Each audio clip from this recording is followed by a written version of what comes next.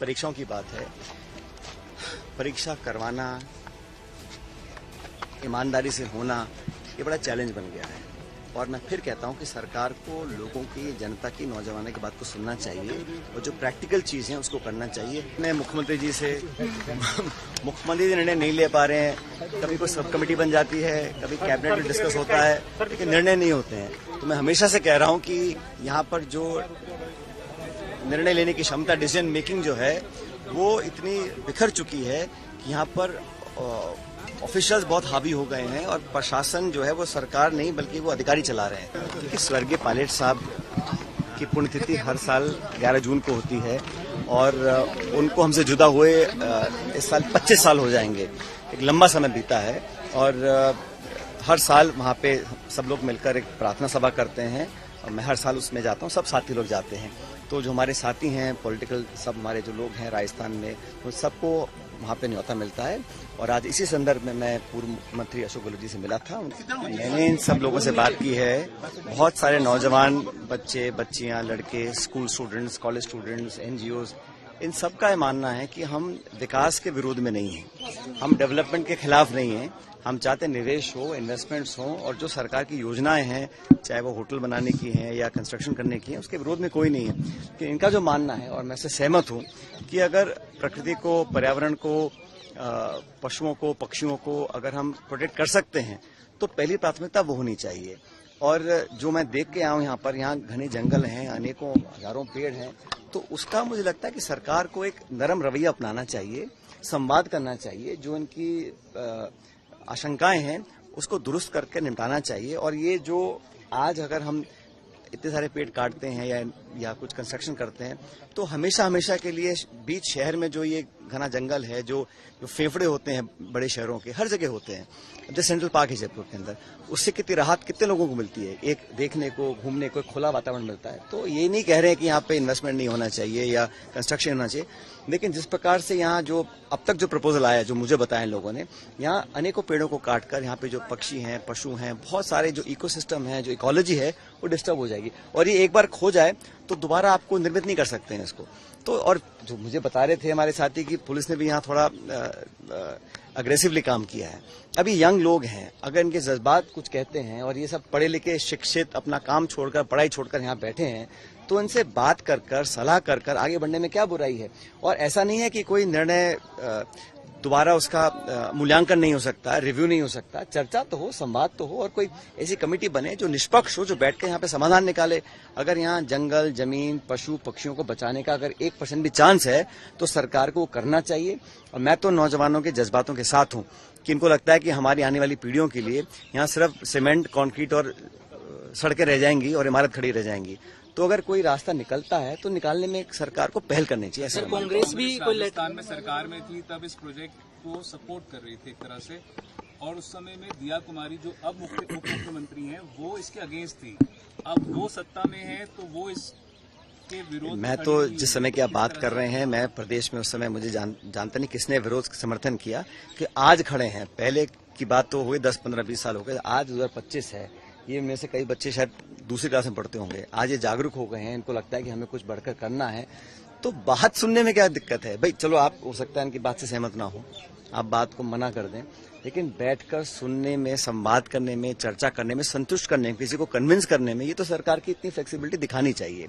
और ये कागजों पे कुछ सैंक्शन हो जाए और फिर लोकल वहाँ जिस काम को हम करना चाहते हैं, अब यहाँ इन्वेस्टमेंट की बात करते हैं, कोई मॉल की बात कर रहे हैं या पता नहीं कुछ और यहाँ काम करना चाहते हैं, यहाँ अगर पब्लिक यहाँ के खिलाफ हो जाएगी तो कौन यहाँ निवेश करेगा आके? क्या आप ट्रेड करेंगे?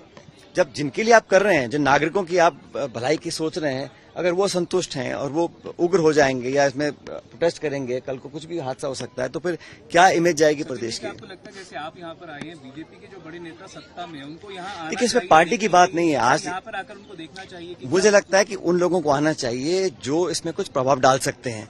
और मैं तो मानता हूं कि कोई एक ऐसी कमेटी बने, हाई पावर्ड कमेटी, जो निष्पक्षता से फैक्ट फाइंडिंग करे, यहाँ पर ऑन द ग्राउंड असेसमेंट करे, न्यायालय को सही तथ्य बताए, और अगर थोड़ी भी अगर संभावनाएं हैं कि ये जंगल पुराने इतने यहाँ पेड़ हैं, अगर उनको बचाया जा सकता है तो बचाया जाना चाहिए। लेकिन ये रवैया कि हमने जो कर दिया वो फाइनल है, अब इसमें कुछ होगा नहीं।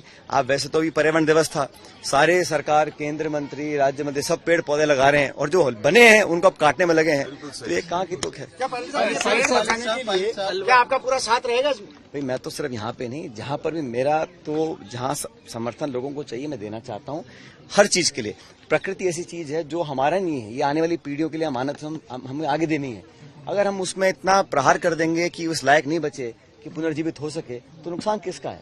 तो हमें आगे का सोचना है, आज से 20, 30, 50 साल के बाद क्या रहेगा। तो जो नीति निर्माता आज हैं हमेशा रहने वाले नहीं है, लेकिन हम ऐसा कुछ गलत काम करें या कुछ ऐसा करें जो इसका नुकसान बहुत भारी पड़े आने वाले दशकों में, वो नहीं करना चाहिए। सर एक सवाल ये है सर, नेता दरअसल सत्ता में आते ही जबान बदल जाती है, क्या आपकी जबान कायम रहेगी, हमेशा साथ रहेंगे पेड़ बचाने के लिए? कहा ना आपको, व्यक्ति कोई भी हो, जब सरकार होती है, सत्ता होती है, तो सुनने में, समझने में, समझाइश करने के लिए हमेशा संभावना छोड़नी चाहिए। वार्तालाप बंद कर देना, संवाद ना करना, किसी बात को ना सुनना, ना मैंने पहले कभी ये किया है, ना मैं आगे कभी करूंगा। पायलट साहब, कल से भरतपुर में गुजरों की महापंचायत का ऐलान किया गया। सरकार की कई मांगे सरकार क्या कहना चाहिए? समाज में पहले भी आंदोलन हुई थी, मुझे लगता है कि ये जो सरकार को कमिटमेंट उसको पूरा करना चाहिए, लेकिन हमने कभी भी जो भी बात रखे अपने रखे, लेकिन शांति तरीके से रखी जानी चाहिए। और केंद्र की सरकार और राज्य की सरकार हो, अगर कोई कमिटमेंट्स किए हैं उसको पूरा करना चाहिए। सर, आरएस परीक्षा की बात करें तो सर पोस्टपोन कराने के लिए काफी टाइम से आंदोलन प्रदर्शन कर रहे हैं, क्या कहना है आरएस भर्ती परीक्षा? जहाँ तक परीक्षाओं की बात है, परीक्षा करवाना, ईमानदारी से होना, ये बड़ा चैलेंज बन गया है।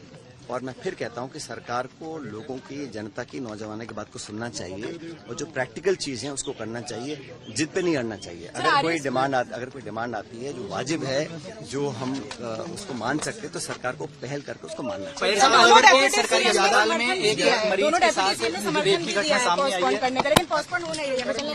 अब इस सरकार में आप सब मंत्री डिमांड कर रहे हैं लिखित में मुख्यमंत्री जी से, मुख्यमंत्री जी निर्णय नहीं ले पा रहे हैं। कभी कोई सब कमेटी बन जाती है, कभी कैबिनेट में डिस्कस होता है, लेकिन निर्णय नहीं होते हैं। तो मैं हमेशा से कह रहा हूं कि यहाँ पर जो निर्णय लेने की क्षमता, डिसीजन मेकिंग जो है, वो इतनी बिखर चुकी है कि यहाँ पर ऑफिशियल्स बहुत हावी हो गए हैं और प्रशासन जो है वो सरकार नहीं बल्कि वो अधिकारी चला रहे हैं, और ये पीड़ा जनता की भी है। हम सब इस बात को जानते हैं।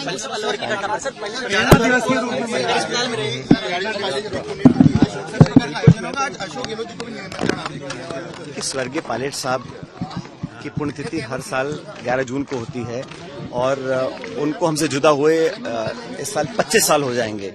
एक लंबा समय बीता है और हर साल वहाँ पे सब लोग मिलकर एक प्रार्थना सभा करते हैं और मैं हर साल उसमें जाता हूँ, सब साथी लोग जाते हैं।